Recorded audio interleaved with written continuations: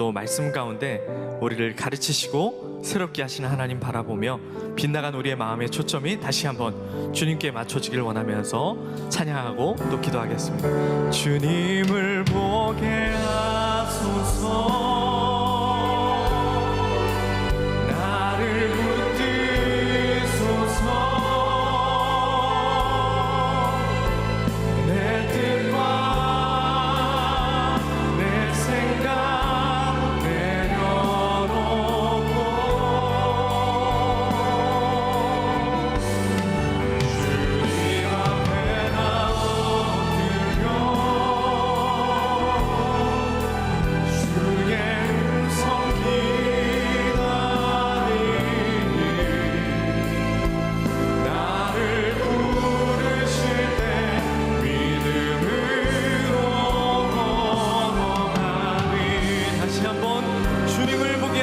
우리 가사를 생각하며 주님을 보게 하소서. 나를 붙드소서. 내 뜻과 내 생각 내려놓고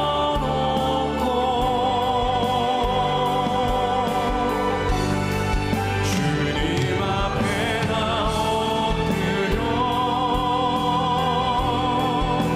주의 음성 기다리니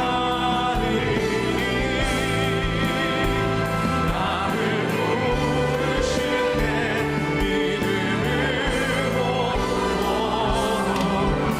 우리를 새롭게 하시는 주님, 오늘 우리의 마음 가운데 다시 한번 찾아오셔서 주님의 말씀으로 우리를 새롭게 하시고 가르쳐 주시옵소서. 우리에게 새 기회를 허락하시는 주님을 찬양하며 예수님의 이름으로 기도합니다. 아멘. 가능하시다면 자리에서 일어나셔서 찬양하며 주님의 거룩하신 보좌 앞에 서기를 원합니다.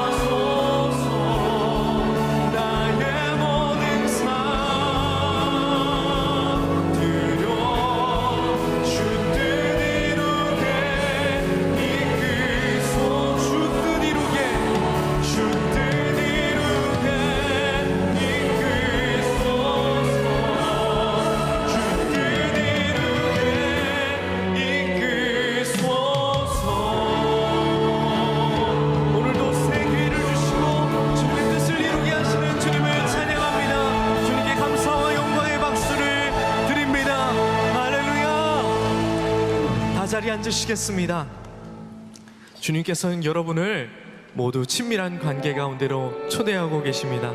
의무가 아니라 기쁨으로 동행하자고 하십니다. 그 놀라운 체험 오늘 우리가 모두 하기를 원하면서 찬양을 들어보고 또 함께 불러보겠습니다. 성령이여 우리를 예수께로, 예수여 우리를 아버지께로, 아버지 우리를 예수께로, 예수여 우리를 성령께로. 성령이여 성령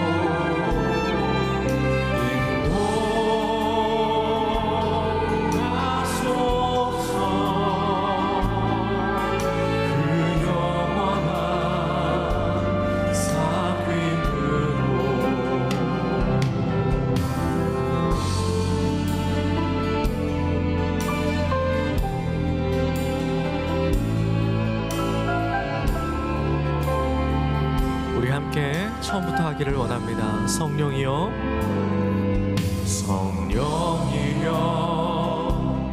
우리를 예수께로, 예수여, 우리를 아버지께로, 아버지, 우리를 예수께로,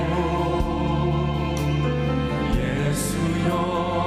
처음부터 다시 한번 성령이여 우리를, 성령이여 우리를 예수께로, 예수여 우리를 아버지께로, 아버지 우리를 예수께로, 예수여 인도하소서, 인도하소서.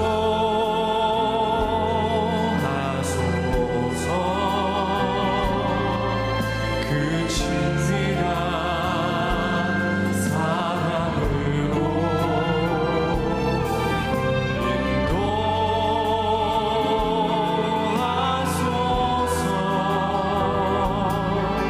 그 영원한 주여 우리를 오늘 인도하소서, 인도하소서.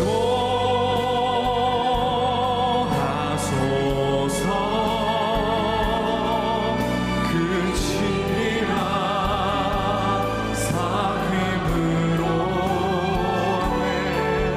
인도하소서.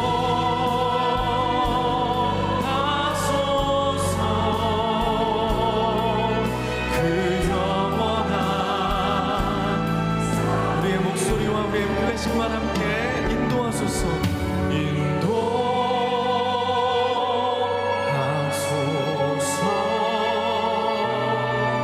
그 친밀한 사랑으로 인도하소서.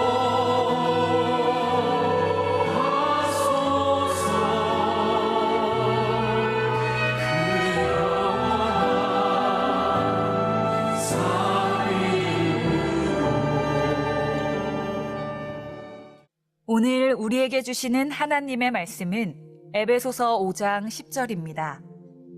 주를 기쁘시게 할 것이 무엇인가 시험하여 보라. 이는 살아계신 하나님의 말씀입니다. 아멘.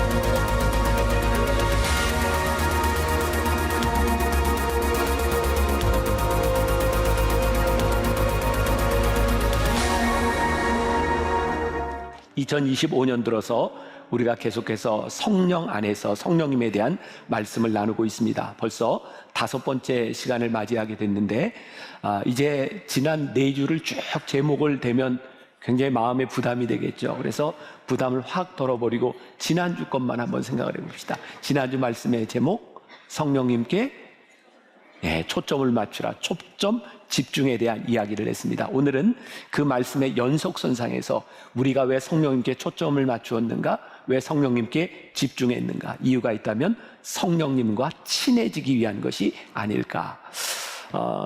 저뿐만 아니라 많은 크리스찬들에게 그런 고민이 있을 것 같아요. 왜 예수를 믿는 사람이 이렇게 많은데 예수님을 믿는 사람들의 모습은 이렇게 많지 않을까? 저는 우리들이 놓친 게 있다고 생각해요. 우리가 성령님과 동행하지 않는구나.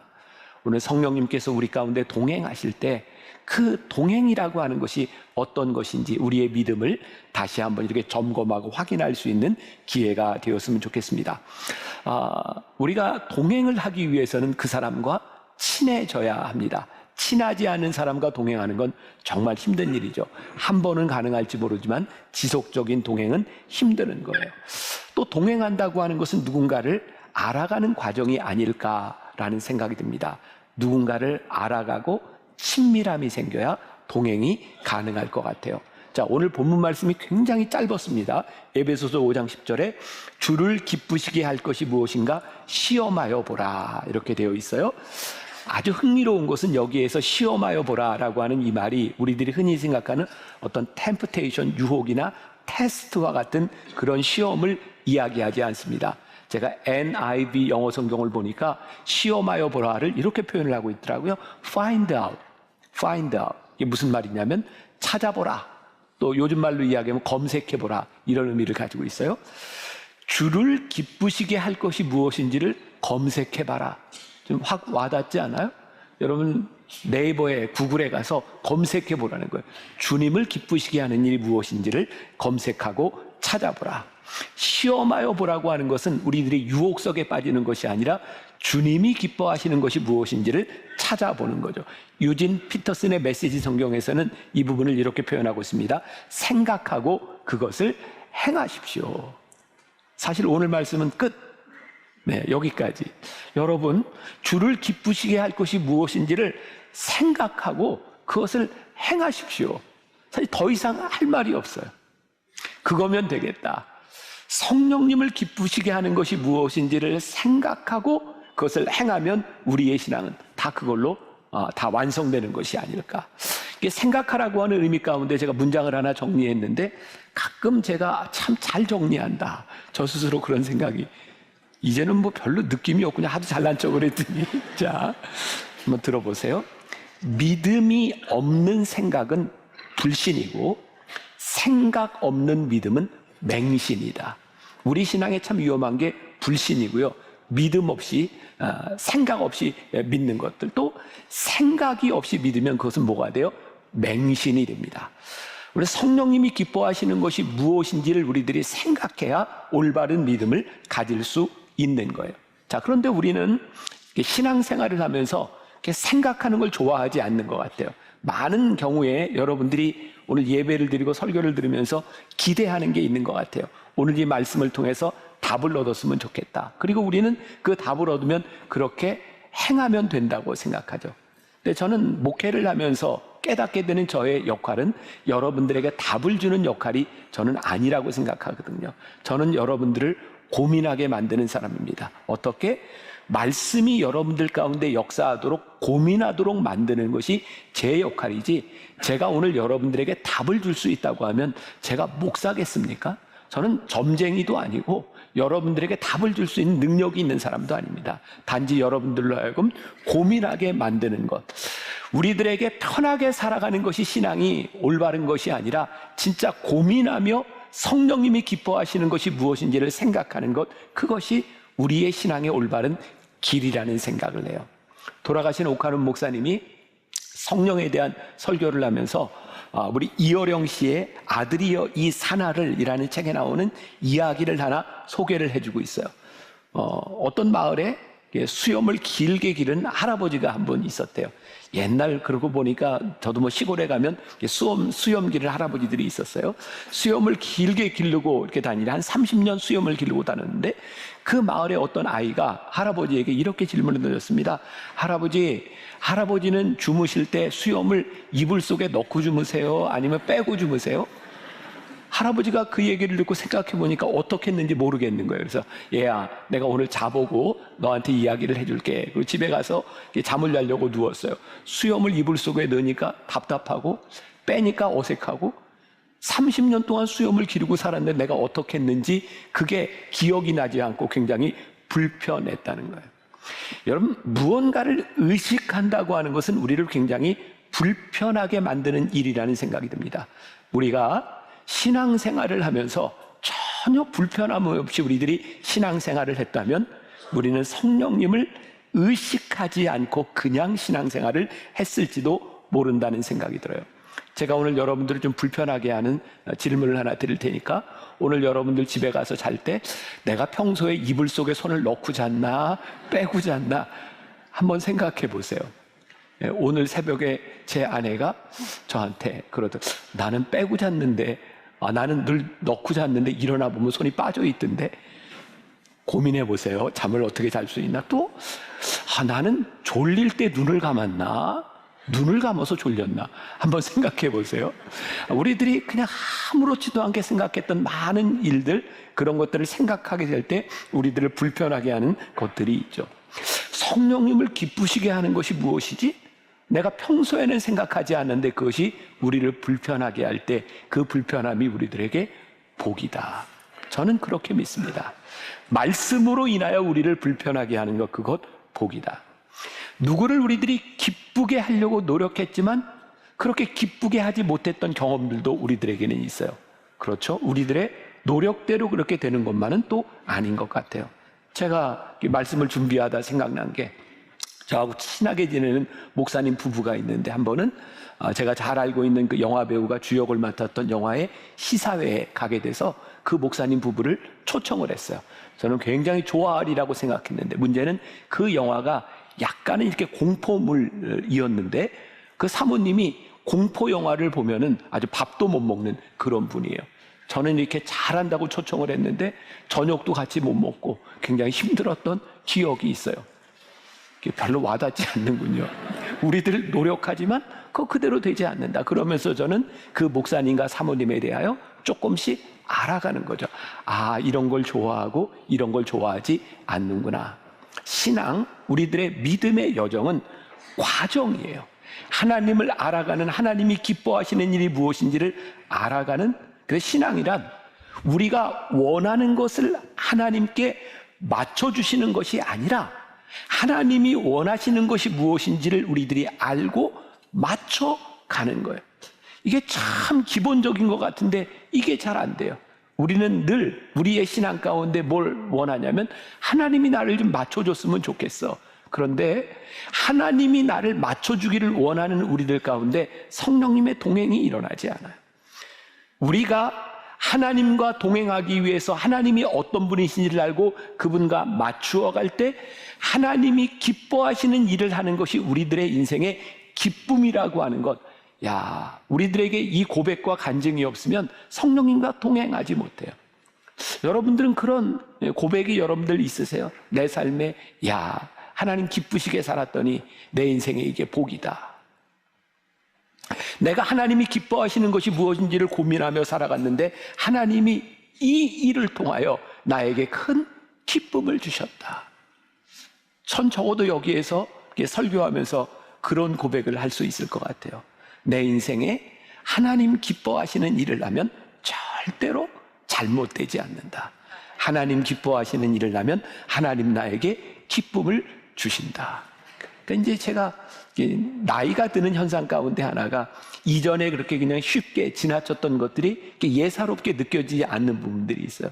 예전에 그냥 많이 불렀던 찬송가, 주와 같이 길 가는 것 즐거운 일 아닌가, 우리 주님 걸어가신 발자취를 밟겠네. 한 걸음 한 걸음 주 예수와 함께 날마다 우리 걸어가리. 이 찬송이 그렇게 줘요. 주와 같이 길 가는 것 즐거운 일 아닌가. 주와 같이 길 가. 여러분들 즐거워할 때까지 부를 거예요. 그래요. 주와 같이 길 가는 것이 우리들에게 참 큰 기쁨이구나. 이게 우리들에게 고백될 때 우리들이 성령님과 동행하고 있음을 우리들이 알 수 있는 거죠. 사도 바울은 왜 에베소에 있는 교인들에게 이렇게 너희들이 주님이 기뻐하시는 이 무엇인지를 시험하여 보라, 찾아보라, 검색해보라, 이런 편지를 썼을까요? 당시 에베소서 교회 공동체 안에는 성경이 없었어요. 우리는 지금 많은 것들을 이 성경을 통하여 알 수 있고 성경을 통하여 답을 알 수 있지만 그 당시에는 성경이 없었기 때문에 에베소서에 있는 교인들에게 그렇게 얘기하는 거예요. 여러분, 주님이 기뻐하시는 것이 무엇인지를 생각하고 그걸 좀 찾아보고 그렇게 행해 보십시오. 그러면 여러분들의 삶 한가운데서 여러분들의 삶을 통하여 하나님이 기뻐하시는 것이 무엇인지를 여러분들이 경험하게 될 것입니다. 지난 몇 주 동안 제가 마리아와 요셉이 예수님을 잃어버렸던 이야기를 했어요. 예수님과 함께 예루살렘에 명절을 지키러 올라갔는데 다시 돌아오는 길에 예수님의 어머니 마리아와 아버지 요셉이 하루길쯤 갔을 때에 예수님이 동행하지 않는다는 것을 깨닫게 되죠. 그래서 예수님 어머니 마리아와 요셉이 어떻게 다시 예루살렘으로 돌아갑니다. 그리고 예수님이 거기 계셨어요. 그리고 예수님과 함께 돌아오게 되죠. 굉장히 흥미롭죠. 우리들이 예수님 믿고 살아간다고 하는데 우리들 가운데 주님이 동행하지 않는구나, 주님이 나와 함께하지 않는구나 라고 하는 것을 깨달을 때 주님과 동행하는 방법은 뭐예요?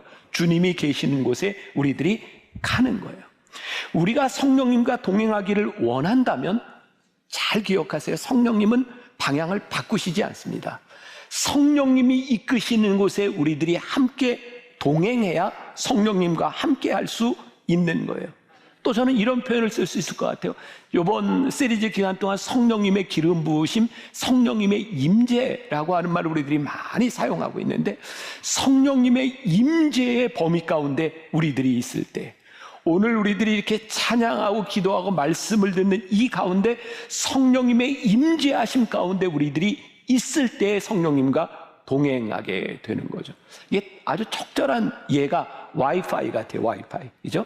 와이파이를 켜는데 와이파이 그 범위 안에 들어있어야 우리들이 스마트폰도 사용하고 검색을 할 수 있는 것처럼 오늘 우리가 성령님의 임재 안에 있는가, 성령님의 다스림 가운데 우리들이 있는가, 이거 생각하지 않고는 우리들이 올바른 신앙생활, 주와 함께 동행하는 것이 불가능하다는 얘기예요.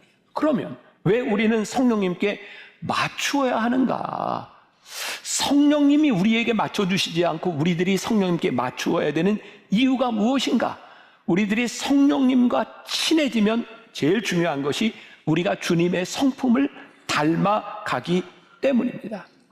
성령님이 행하시는 일만큼 주님이 어떤 분이신지, 아버지가 어떤 분이신지를 명확하게 이야기해 주는 것이 없어요. 예수님은 이렇게 말씀하셨어요. 아버지께서 일하시니 나도 일한다. 그래서 예수님의 일하심 가운데서 하나님 아버지가 어떤 분이신지를 보여주셨어요. 우리가 성령님께 순종할 때에 우리들에게서 뭐가 나타나요? 예수님의 성품이 나타나는 거예요. 제가 계속 반복해서 이야기하는 거지만 우리들 중에 누구도 온전한 사람은 존재하지 않지만 우리들이 성령님과 동행할 때에, 성령님과 친밀해질 때에, 예수님을 믿을 때에 우리들에게서 나타나야 되는 예수님의 성품이 있어야 되잖아요. 끊임없는 우리들 가운데 고민과 질문인 거예요. 우리가 그렇게 예수를 믿고 살아가는데 왜 우리들이 주님의 성품을 닮아가지 못하는가? 이유는 성령님과 친밀하게 동행하지 않고 있다는 증거예요. 여러분들에게 그런 도전을 또 한 번 드리고 싶어요. 여러분들이 나이가 들면 들수록 여러분들의 성품이 조금이라도 주님을 닮아갈 수 있도록 우리가 성령님과 동행하고 있는가? 여러분, 순종이라고 하는 것이요, 사실 순종이 필요한 순간이 있더라고요. 우리가 옳은 길을 가고 우리들이 하나님의 뜻대로 가고 있을 때는 순종이 필요 없어요. 왜? 그냥 할 수 있으니까. 근데 우리들의 삶이 주님과 벗어나고 또 우리들이 올바른 길을 가고 있지 않다고 생각할 때 그때 순종이 필요한데 그게 쉽지 않아요. 주님과 같은 길을 가고 있을 때는 순종을 생각하지 않아도 순종이 되는데 우리들의 삶이 잘못 가고 있을 때 그때 순종이 필요한 순간인데 순종이 쉽지 않다고요. 예를 들어보면 우리들이 이렇게 여행을 하다가 우리 옛날 우리들 세대는 이렇게 길 가르쳐 주는 게 뭐예요? 내비게이션이 없던 세대. 그래, 내비게이션이 없던 세대.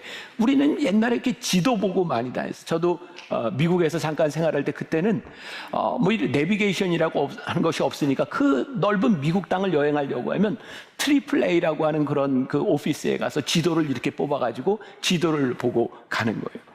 여러분, 우리가 가다가 길을 잃었을 때 우리들이 해야 되는 일은 뭐예요? 지도를 보는 일이에요. 그리고 지도를 보고 잘 해결이 안 되면 사람들에게 물어봐야 돼요. 아니, 혹은 나를 안내해주는 가이드에게 우리들이 물어봐야 되고, 아무도 가르쳐줄 사람이 없다면 그것을 가르쳐줄 수 있는 사람을 기다리는 게 맞는 거예요. 우리들이 성령님의 인도하심을 따라가는데 정말 우리들에게 필요한 게 있다. 뭐예요? 이 성경을 통해서 하나님이 어떤 분이신지를 우리들에게 가르쳐주고 계시는데 우리들이 이 말씀을 통해 그 가이드를 받고 있는가? 제가 어제도 토요일 날 그런 이야기를 했는데 여러분, 하나님의 시선 열심히 잘 묵상하고 계세요? 진짜? 네. 제 여동생이 조연철 목사 사모가 제 여동생이에요. 네, 제 여동생이 요번 그 명절 기간에 같이 이렇게 이야기를 하는데 저한테 그러더라고요. 오빠, 제 여동생은 한 번도 나한테 목사님이라고 안 불렀어요. 오빠는 왜 지금 하나님의 시선도 매일매일 말씀이 지금 이 성령님 시리즈하고 그렇게 퍼펙트하게 맞아가고 있는데 왜 교인들한테 한 번도 그 얘기를 안 하냐? 그러니까 오늘 제가 얘기하는 거예요. 저도 오늘 새벽에도 저는 말씀을 묵상하고 나왔어요. 정말 너무나 퍼펙트하게 이 7주 시리즈를 지나가는 동안 어쩌면 하나님이 준비시켜 놓은 것처럼 우리들에게 이렇게 동일한 말씀을 주고 계시는가? 사실 하나님은 우리들에게 우리 길이 무엇인지를 알려주고 계시고 우리들에게 보여주고 계신데 우리들이 그 길을 보지 않으니 우리들이 성령님과 동행하는 것이 그렇게 쉽지 않은 거예요. 이 성경이 묵상이 우리로 하여금 길이 무엇인지를 분별하게 하는 것. 우리들이 계속 엇나가면 계속 경로를 재탐색합니다. 경로를 말도 안 되는 재탐색합니다. 그러다 인생 끝나요. 우리가 지금 하나님의 말씀 앞에 주님 성령님이 기뻐하시는 것이 무엇인지를 알고 그 길을 가야 되는 것. 그럼 하나님의 뜻대로 우리들이 살아간다. 우리들이 하나님을 영화롭게 한다. 우리들이 선한 목적을 가지고 있다. 그래서 우리들의 삶에 위기가 오지 않을까요? 아니에요. 우리들이 분명히 선한 뜻을 가지고 선한 목적을 가지고 하나님을 영화롭게 하기 위해서 우리들이 살아간다고 하지만 우리들의 삶에는 여전히 길을 잃을 때가 있어요. 만일 우리들이 이런 선한 목적을 가지고 살아가기 때문에 우리들에게는 아무런 문제가 없을 거야 라고 생각한다면 그것은 엄청난 교만이고 자기의에 빠질 수 있는 일들이에요. 그래서 우리들이 성령님과 동행하고 있는지를 점검해야 되는 거예요. 오늘 이 시점에서 여러분들의 삶이 어떠한가? 사무엘하 6장에 보면 좋은 예가 있어요. 다윗이 헤브론에서 7년 6개월 동안 반쪽인 남유다의 왕으로 있다가 이제 7년 6개월 후에 통일 왕국을 세워 예루살렘으로 수도를 옮기게 되죠. 다윗이요, 통일 왕국을 세우고 난 후에 처음으로 생각한 게 뭐냐면 하나님의 말씀이 든 법궤를 옮겨와야 되겠다. 왜냐하면 지난 70여 년 동안 법궤를 잃어버리고 이방 땅 경계에 법궤를 두고 있었거든요. 다윗이요, 정말 얼마나 하나님 말씀에 대한 사모함을 가지고 법궤를 찾아왔는지. 근데 여러분들 잘 아시는 얘기죠. 낙원의 타작마당에서 이 소가 뛰어놀 때 법궤가 이렇게 쓰러지려고 할 때 웃사라고 하는 사람이 손을 대잖아요. 근데 죽습니다. 이게 굉장히 힘든 얘기예요. 다윗이 법궤를 옮겨오려고 하는 선한 뜻을 가지고 오는데, 아니 어떻게 법궤가 떨어지는 것을 막으려고 손을 댔더니 거기서 죽습니까? 그래서 베레스 우사라고 하는 지명이 생기잖아요. 그런데 다윗이요, 역대하 15장 13절에 보니까 그가 깨닫게 된 것이 있어요. 그렇구나, 우리가 규례대로 그에게 구하지 아니하였기 때문이구나. 그래서 이 법궤를 옮기는 올바른 규례를 따라 법궤를 다시 가져오게 돼요. 여러분, 우리의 선한 의도와 우리의 선한 목적, 하나님을 영화롭게 한다고 하는 것이 성령님과 동행하는 것이 아니면 그거 굉장히 무서운 겁니다. 내 의에 빠질 수도 있는 거예요. 우리 주변에 성전을 건축하다 시험에 드는 교회와 교인들을 많이 봅니다. 아니 성전 건축하는 게 뭐가 잘못됐는데, 그런데 하나님이 기뻐하시지 않는 방식으로 하면 하나님 거 받으시지 않는다는 거예요. 이번 추석 기간에 제 친구 목사님하고 이렇게 같이 이제 식사를 하게 되었는데, 제가 정말 충격적인 이야기를 들었어요. 해드릴까요, 말까요? 할까요? 네, 여러분들이 원하니까 충격 받지 마세요. 충격적인 얘기.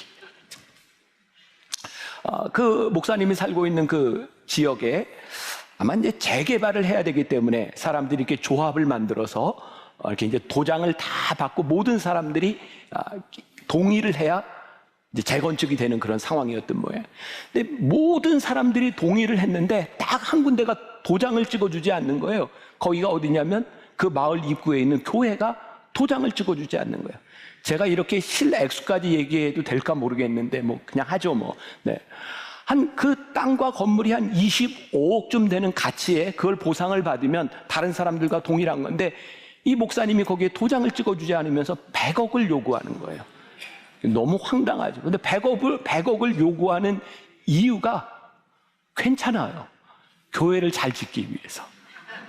끝까지 100억을 포기 못하는, 몇 년을 끌어오면서 동네 사람들이 저 교회 때문에, 저 목사 때문에 우리는 재건축을 못하고 손해를 보고 있다라고 하는데, 이 목사님은 절대로 양보할 생각이 없는 거예요. 왜? 교회를 잘 져야 되는 거예요. 결국은 제 친구 목사님이 중재를 했고 100억에는 못 민티지만 상당히 많은 액수를 주기로 하고 도장을 찍었다는 거예요. 제 친구 목사님이 그런 얘기를 하더라고요. 저렇게 교회를 지으면, 뻔듯한 교회가 지어지면 많은 영혼을 잃을 텐데, 저렇게 교회를 짓는 모습을 바라보며 그 마을에 있는 사람들이, 그 동네에 있는 사람들이 누가 교회를 가겠는가? 성전을 아름답게 짓겠다고 하는 그 좋은 뜻이 영혼을 잃어버린다고 하면 그것이 옳은 일이겠는가? 이게 너무 극단적인 이야기일지 모르지만 우리들은 많은 부분에서 선한 목적을 가지고 있다고 하면서, 선한 목적을 행하고 있다고 생각하면서 성령님과 동행하지 않는 이유들이 참 많이 있는 것 같아요.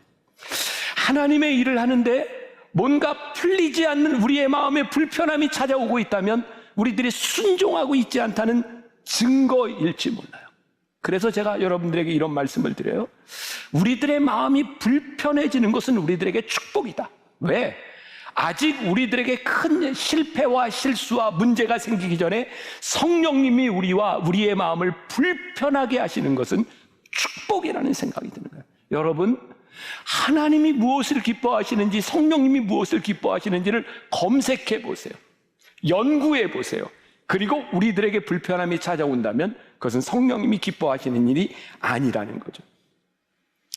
주님의 성품을 닮아가고 주님과 친해지는 것, 그것은 주님의 방법으로 돌아오는 거예요. 시편 27편 4절에 다윗이 이런 고백을 해요. 내가 여호와께 바라는 한 가지 일, 그것을 구하리니 곧 내가 내 평생의 여호와의 집에 살면서 여호와의 아름다움을 바라보며 그 성전에서 사모하는 그것이라. 다윗이요, 정말 얼마나 위대한 왕이었어요. 그런데 그의 인생에 실수들이 있었거든요. 다윗이 깨닫게 된 게 뭐예요? 내가 하나님의 전을 사모하지 못했을 때 그것은 건물을 의미하는 게 아니에요. 하나님께 대한 사모함을 잃었을 때, 하나님과 동행하지 않았을 때 그가 죄를 지었던 것을 바라보며, 하나님, 저에게 한 가지 소원이 있다면 하나님의 전을 사모하는 마음, 하나님을 향한 마음이 떠나지 않도록, 하나님의 얼굴을 구하는 것이 떠나지 않도록 나를 도와주세요 라고 말하고 있는 거예요. 두 번째, 우리들이 성령님과 친해지려고 할 때 우리들에게 죄에 대한 인식이 분명해진다는 거예요. 자, 여기서 굉장히 중요한 이야기입니다. 우리들의 삶에요, 죄의 인식이 분명해지기 시작할 때 우리들은 성령님과 동행할 수 있고 하나님의 은혜를 경험하게 돼요. 죄가 더한 곳에 은혜가 많다. 우리들 이런 이야기 많이 들어봤을 거예요. 2주 전에 제가 sensitivity에 대한 이야기를 했어요. 성령님의 민감성에 대한 이야기를 했어요. 우리들이 성령님과 동행하면요, 죄를 많이 짓는 것이 아니라 죄에 대한 인식이 깊어져요. 이런 예도 좋을 것 같아요. 우리들이 식당에서 밥을 먹는데 늘 이렇게 앞치마 주세요 하지 않습니다. 어느 때 하얀 옷을 입고 갔을 때 우리는 앞치마 주세요.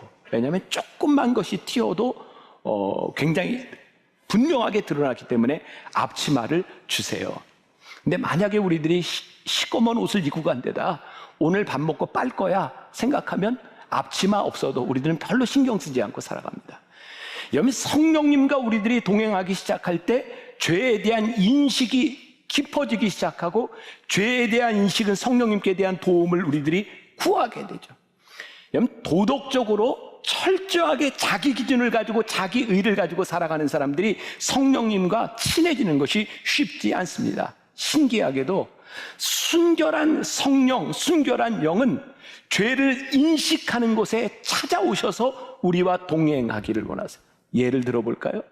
베드로가 예수님을 처음 만났을 때 하루 종일 밤새도록 고기를 잡으려고 했지만 잡은 것이 없을 때 예수님께서 깊은 곳에 그물을 던져라. 그리고 그분이 누구인지를, 예수님이 어떤 분인지를 깨닫게 되었을 때 베드로가 주님 앞에 엎드려서 뭐라고 기도해요? 주님, 나를 떠나소서, 나는 죄인이로소이다. 근데 참 신기하게도 예수님은 베드로를 떠나신 것이 아니라 내가 너로 사람을 낚는 어부가 되게 하리라 라고 그를 불러주셨어요. 이사야 6장에 유명한 이사야의 소명장이 나와요. 이사야가 하나님 앞에 섰을 때 하나님이 이사야를 쓰시겠다고 했을 때 이사야가 뭐래요? 화로다 나로 망하게 되었도다라고 얘기하잖아요. 내가 어떻게 하나님 앞에 쓰임받을 수 있겠습니까? 나는 입술이 부정한 자입니다. 그랬더니 하나님께서 부젓가락으로 그의 입술을 찢어서 하나님이 그를 사용하세요. 놀라운 진리를 발견하게 됩니다. 우리들이 성령님 앞에 민감하게 섰을 때 죄에 대한 민감성, 죄의 인식이 우리들 가운데 깊어지면 성령님이 우리를 쓰실 수 있어요. 하나님의 임재가 있을 때 우리들이 분명히 거쳐가야 되는 과정이 있는데 분명한 죄에 대한 인식은 성령님과 교제하는 데 있어서 중요한 통로가 되는 거예요. 오늘 우리들이 예배하면서, 오늘 찬양하고 기도하고 말씀을 들으면서 우리들 속에 죄의 인식이 깊어지는 거예요. 하나님, 제가 잘못 살았습니다. 성령님의 임재하신 가운데 제가 잊지 않았습니다. 제가 이걸 벗어났습니다. 우리들이 죄의 인식이 우리들에게 깊어지기 시작할 때 성령님이 우리 가운데 동행하시고 우리 가운데 들어오셔요. 우리들 하나님 믿고 살아가는 사람들인데 하나님, 내가 하나님과 동행해야 되지 않겠습니까? 그럼 죄에 대한 인식은요, 어떤 행위하고는 다른 차원의 문제입니다.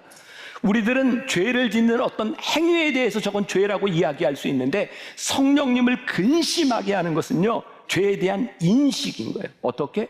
내가 지금 죄를 짓지 않았는데 이렇게 하면 하나님이 기뻐하시지 않을 것 같아. 우리들이 예배자로 오늘 말씀을 마치고 나가는 우리들의 삶의 한가운데서 이거 하나님이 기뻐하시지 않을 것 같아. 성령님을 근심하게 하는 것이 무엇인지를 생각하는 것, 그게 죄에 대한 인식인 거예요. 죄에 대한 인식이 우리 가운데 들어오면 우리의 마음이 불편해지죠. 그리고 우리들이 감지할 수 있어요. 아, 이건 성령님이 기뻐하시는 것이 아니구나. 그때 우리들은 하나님 앞에 회개하게 되고 올바로 서게 되고, 어쩌면 죄에 대한 인식이라고 하는 것은, 우리들의 마음이 불편해진다고 하는 것은 성령님이 우리 가운데 있는가 그렇지 않은가를 점검해 볼 수 있는 순간이 되는 거죠. 마지막으로 성령님과 친해지고자 할 때 우리들의 마음 속에서부터 큰 기름 부음에 대한 갈망이 일어나는 거예요. 왜 우리들이 성령님과 친해져야 된다고요? 우리 안에 성령님의 임재에 대한 갈망이 우리들 가운데 일어나는 거예요. 성령님 임재에 대한 갈망은 욕심 혹은 이기심과는 다른 차원의 문제예요. 우리들이 지속적으로 성령님께 집중하며 살아가는 것, 어떠한 어려움 가운데도 내가 성령님과 함께 기쁨으로 살아가겠다고 하는 그 갈망. 그러니까 우리가 이런 갈망을 가지고 성령님께 동행하고자 하는 생각을 가지고 우리들이 찬양을 하나 할 때도 그 찬양이 예사롭지 않은 것 같아요. 늘 우리가 불렀던 찬양 가운데 하나가 나 주님의 기쁨 되기 원하네, 내 마음을 새롭게 하소서, 새 부대가 되게 하여 주사, 주님의 빛 비추게 하소서, 내가 원하는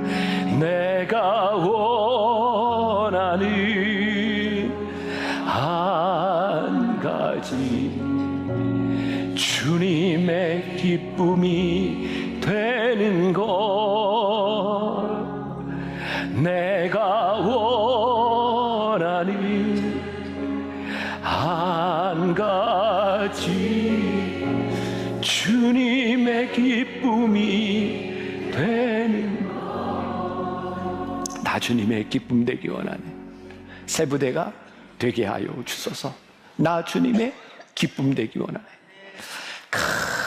더 큰 기름 부으심에 대한 갈망은요, 하나님 앞에서 내 삶의 패턴을 바꾸겠습니다 라고 하는 고백. 성령님의 기름 부으심을 갈망하는 그 큰 갈망은 내가 성령님의 임재를 환영합니다 라고 하는 고백이에요. 내가 성령님의 임재를 갈망합니다 라고 하는 것은 내 삶에서, 내 속에서 성령님을 떠나시게 하는 일을 행하지 않겠습니다 라고 하는 갈망이에요. 그러니까 우리들이 성령님과 친해지면 더 큰 임재에 대한 갈망이 생기는 거예요. 오늘 여러분들에게 도전해요. 오늘 예배를 드리는 중에 우리들 마음속에 갈망이 있습니다. 성령님, 내 안에 임재하여 주옵소서. 더 큰 갈망이 내 안에 있게 하여 주옵소서.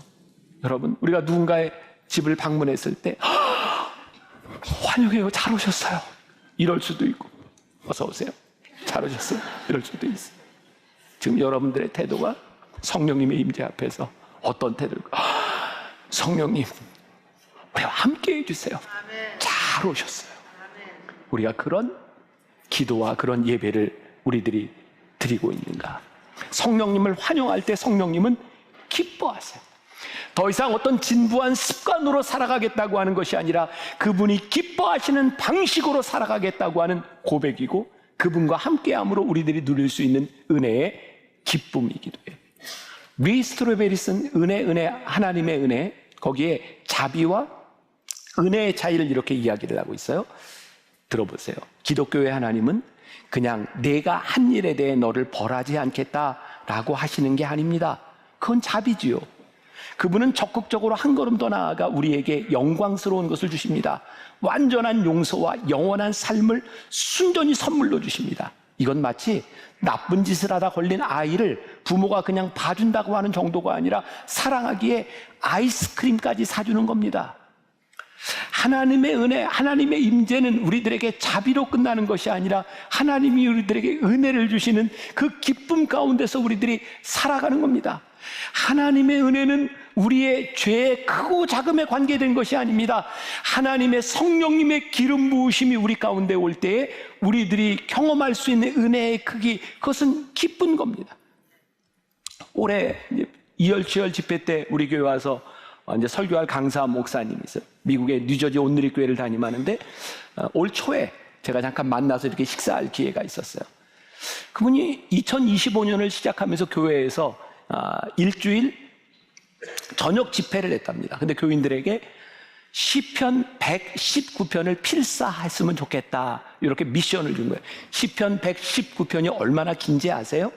네. 근데 문제는 시편 119편을 필사하는데 한 글자도 틀리지 말고 써라. 그래서 만약에 하다가 틀리면 다시. 그분의 의도는 우리들이 하나님의 말씀을 좀 이렇게 정성스럽게 대해보자. 그리고 마지막 날 집회까지 하루도 빠지지 않은 사람에게는 교회에서 준비한 상을 주겠다. 그리고 마지막 날 성경 필사를 하고 그리고 마지막 한 번도 빠지지 않은 사람들에게 선물을 준비했는데 그 전날 하나님께서 그런 마음을 주시더래요. 그냥 다 주면 어떻겠니? 그래서 그 다음날 모든 사람들에게 선물을 다 줬답니다. 근데 모두가 기뻐하지 않더랍니다.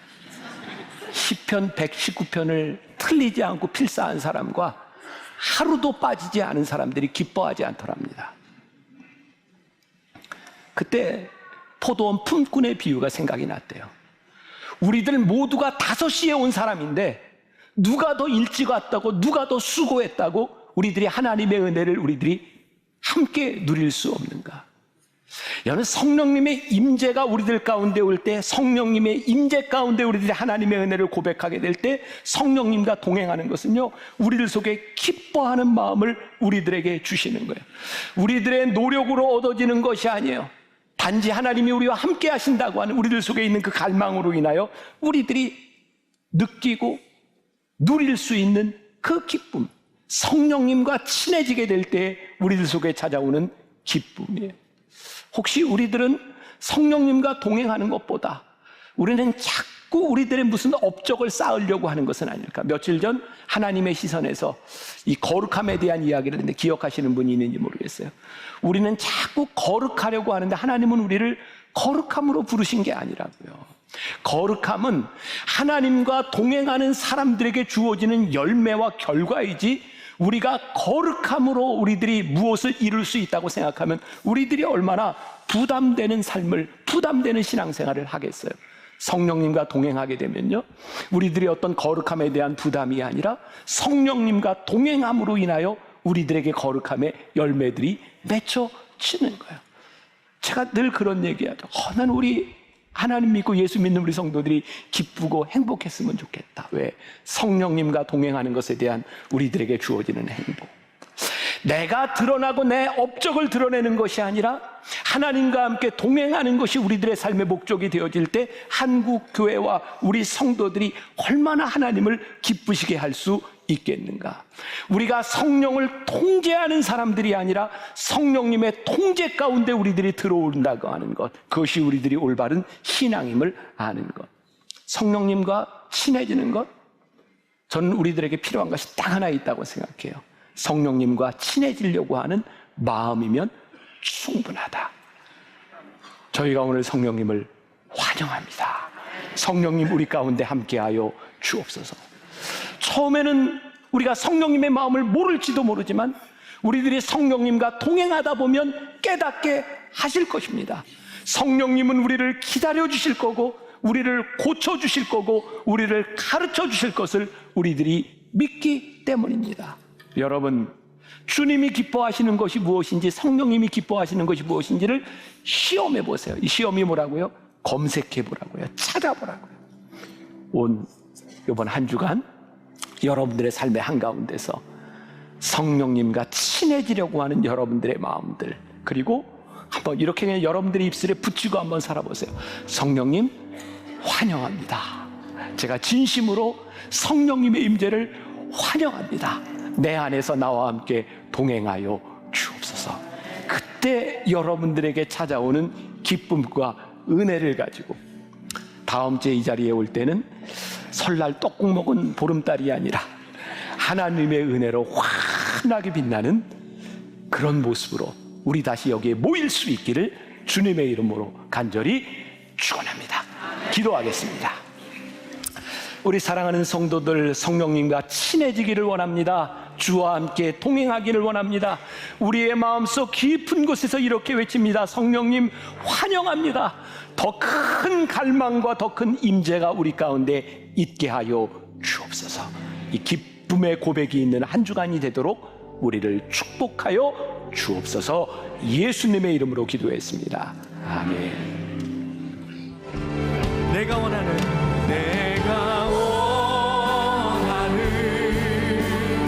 한 가지 주님의 기쁨이 되는 것,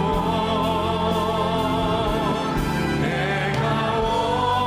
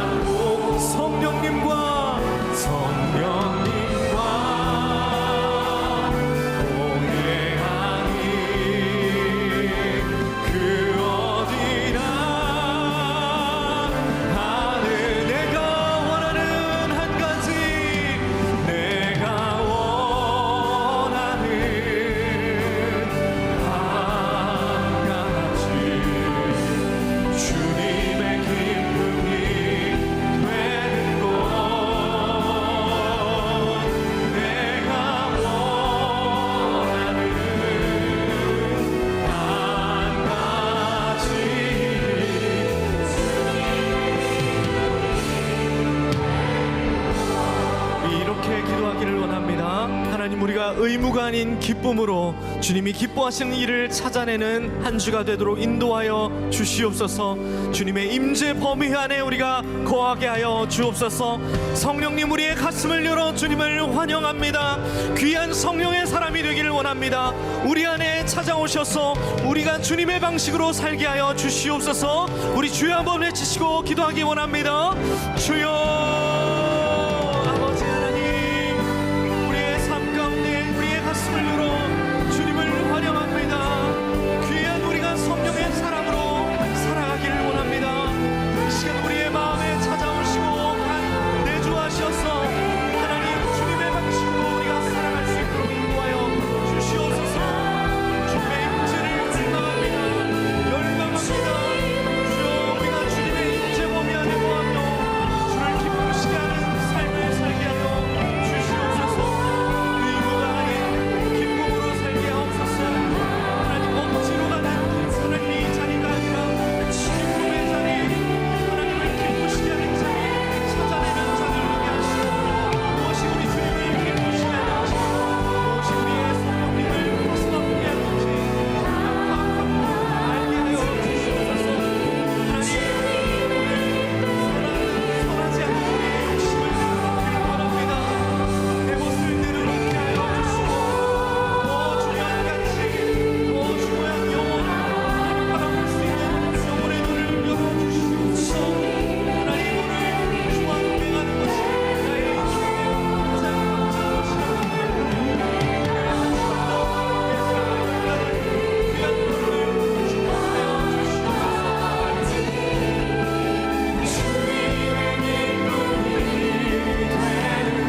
할렐루야, 할렐루야,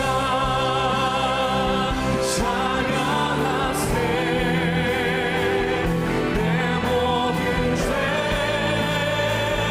사함받고 성령님과 동행하니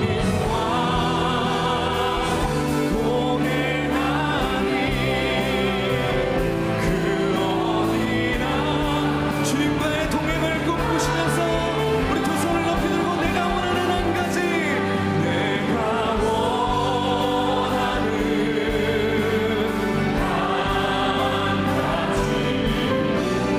주님의 기쁨이 되는 것.